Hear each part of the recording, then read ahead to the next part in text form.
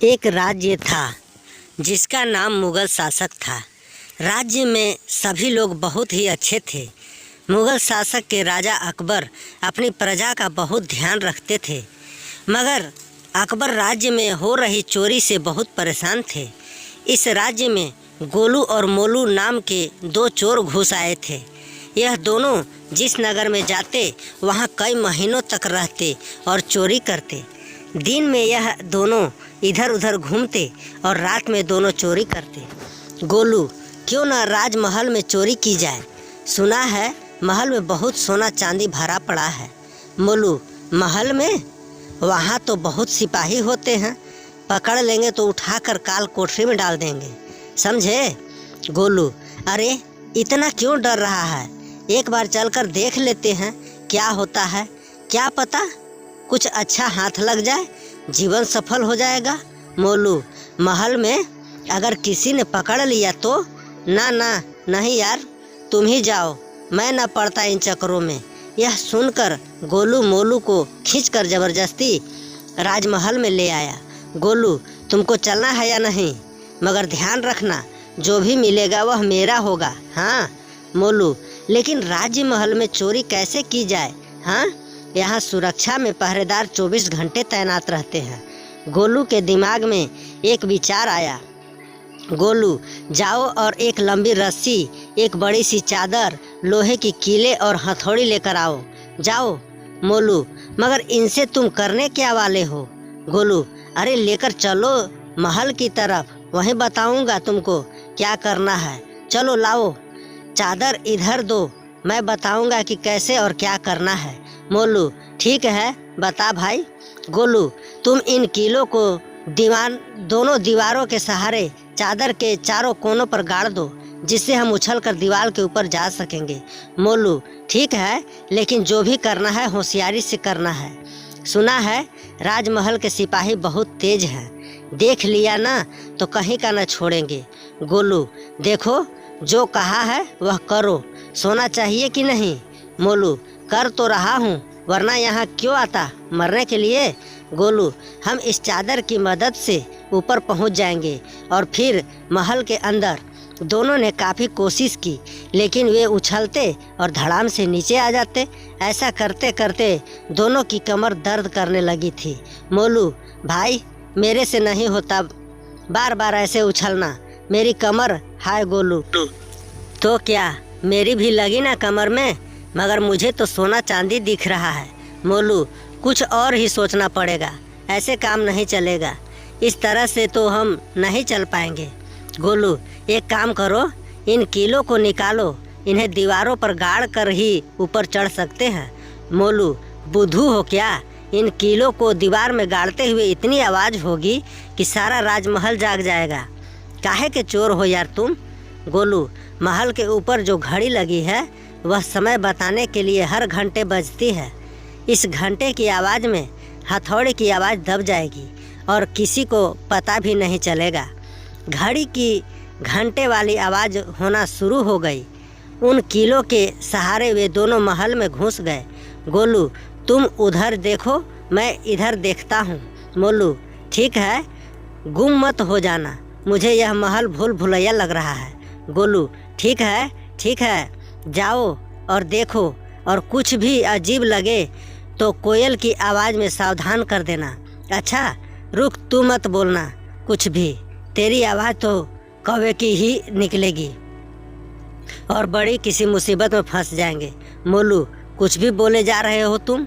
गोलू, मेरे साथ ही चल यार, कहीं गुम हो गए तो लेने के देने न पड़ जाएंगे। दोनों महल के एक एक कोने में देखने लगे और थोड़ी देर बाद एक बक्सा जो कि कमरे में रखा हुआ था उसे लेकर दोनों रफू चक्कर हो गए। अगले दिन जब राजा अकबर को चोरी का पता चला तो उसे यह जानकर बड़ी हैरानी हुई। राजा इतनी सुरक्षा के बावजूद भी कैसे कोई राजमहल में चोरी करने में कामयाब हो गया? रानी, आप तो बड़ी बड़ी डींगे मारते रहते थे कि हमारे महल में परिंदा भी पर नहीं मार सकता। आपकी नाक के नीचे से आपका कीमती सामान चोरी हो गया। महाराज को गुस्सा आया। चोरी की चिंता दोनों को सताने लगी, क्योंकि उस बक्से में सोना चांदी और जेवरात से ज़्यादा कीमती चीज़ें थी। राजा अकबर ने नगर में सिपाहियों की संख्या बढ़ाने का आदेश दिया।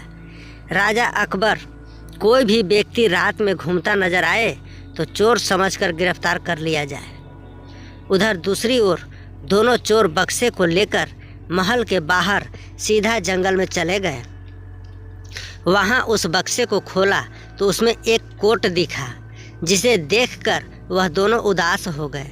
गोलू, हे भगवान, मैंने तो सोचा कि आज बहुत बड़ी चीज़ मिली है जिससे मेरी 7 पुश्तें बैठकर खा सकती है, लेकिन यह तो मामूली सा कोट निकला।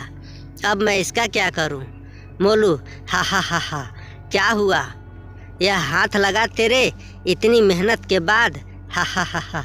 गोलू, कोई नहीं, जो हाथ लगा वही सही, मगर यह भी देखने में कीमती लग रहा है। गोलू ने वो कोट निकाल कर पहन लिया और अचानक गायब हो गया। मोलू को यह देखकर बहुत अचंभा हुआ और वह डर गया।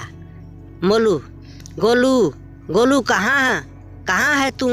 गोलू को मोलू की बात सुनकर हंसी आई। गोलू, क्या कह रहा है तू? तेरे सामने ही तो खड़ा हूँ। मोलू, नहीं गोलू, सामने कहाँ है तू? दिख नहीं रहा? आज मुझे डर सा लग रहा है यार। गोलू, सच में यह कोई मामूली कोट नहीं, इसमें जादू है। मैं इस कोट की मदद से गायब हो सकता हूँ और कुछ भी कर सकता हूँ। दोनों नगर में गए और कोट की मदद से लोगों को परेशान करना शुरू कर दिया। मोलू, अब देखना इस सुनार को कैसे चूना लगाता हूँ। हाँ, गोलू सही बोल रहा है भाई, यह लोगों को बहुत लूटता है। आज इसकी बारी है। सुनार, लीजिए बहन जी, ऐसे खरे सोने से बने आभूषण आपको पूरे मुगल शासक में नहीं मिलेगी। हाँ, एक बार आभूषण लेकर जाओगे तो हमेशा मेरे ही गुण गाओगे। हाँ।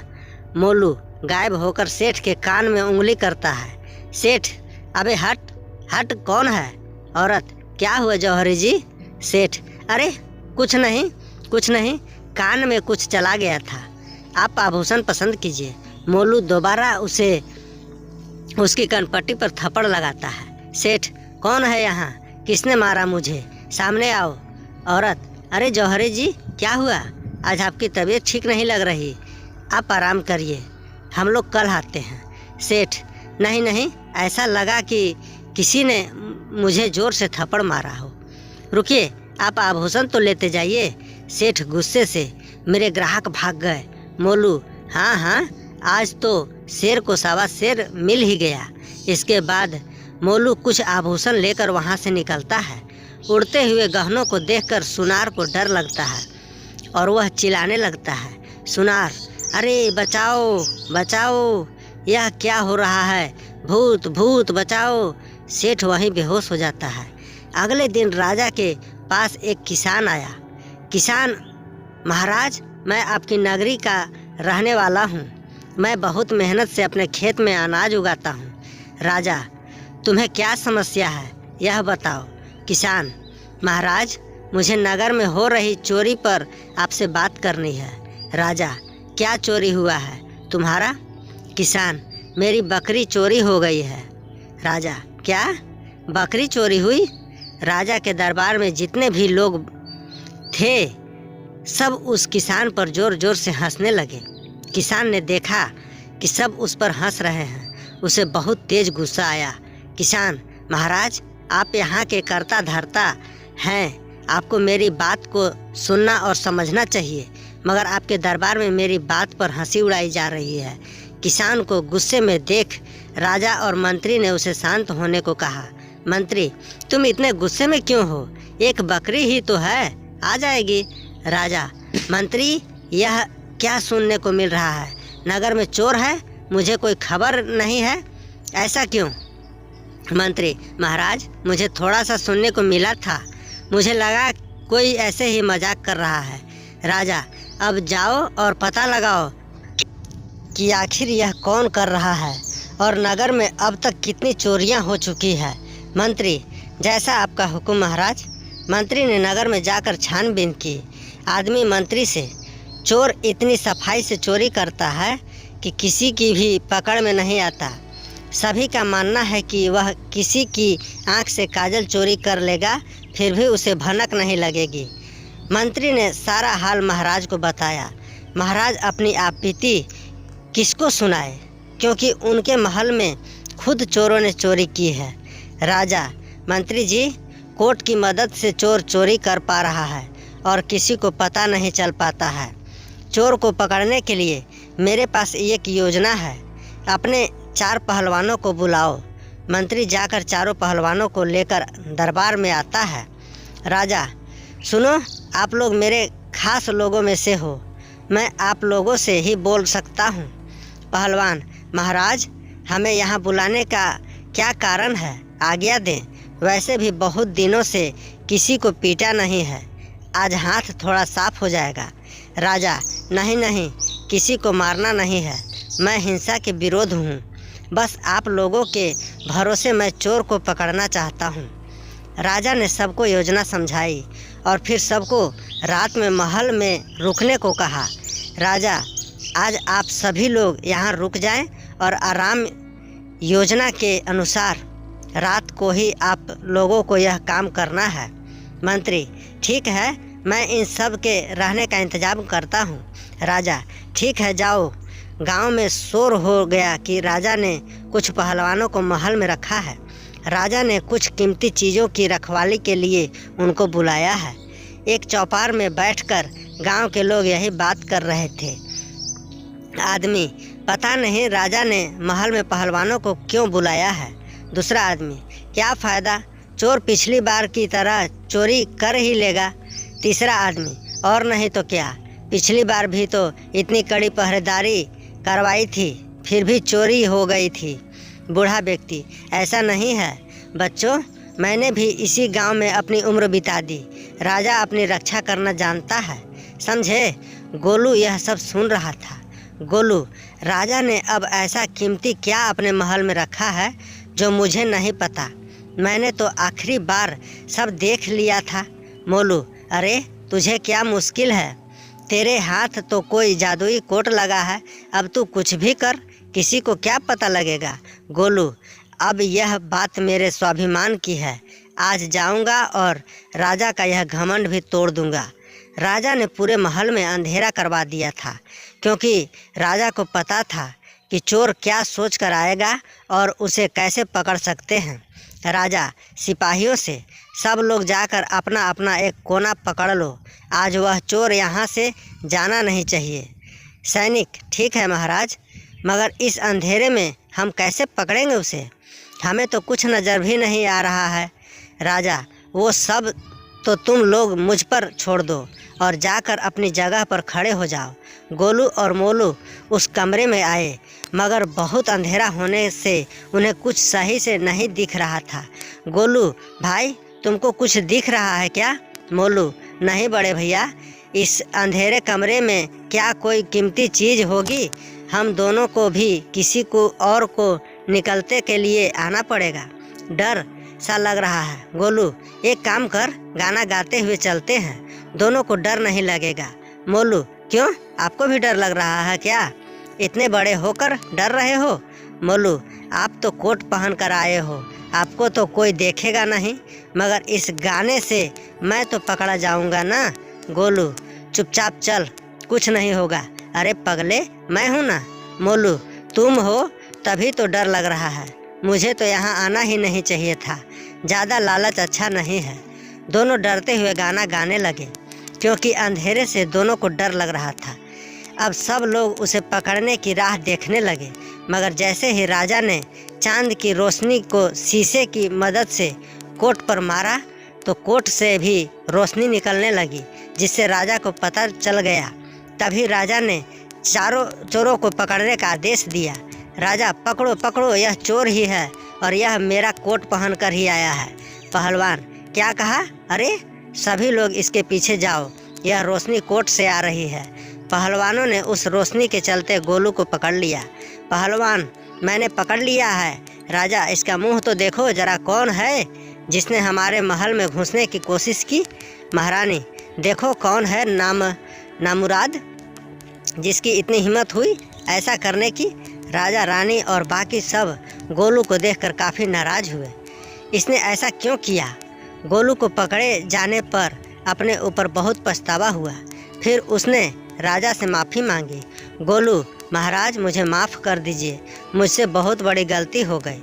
राजा, नहीं, हर गलती की एक सज़ा होती है, तुमको भी तुम्हारी गलती की सज़ा मिलेगी।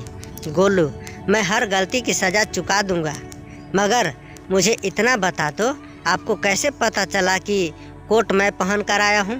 राजा, मेरा वह कोट जादुई है, यह तो तुम्हें पता ही चल गया होगा, मगर मुझे यह कोट मेरे पिताजी से और मेरे पिताजी को यह एक जादूगर से मिला था। महारानी, यह कोई मामूली कोट नहीं था और कोई गलत इस्तेमाल ना करे इसलिए हमने इसे तहखाने में रखा था। तुमने वहाँ से इसको भी चुरा लिया और इसका गलत इस्तेमाल किया। राजा, जब भी इसका कोई गलत इस्तेमाल करता है और इसके ऊपर अगर चांद की रोशनी पड़ जाए तो इसके अंदर एक अजीब सी रोशनी उठ पड़ती थी और इसी वजह से तुम पकड़े गए। गोलू को अपनी करनी पर शर्मिंदगी उठानी पड़ी। फिर राजा ने उन दोनों को सब नगरवासियों के खेत जोतने और सींचने की सज़ा सुनाई। इस कहानी से आपने क्या सीखा? नीचे कमेंट में हमें ज़रूर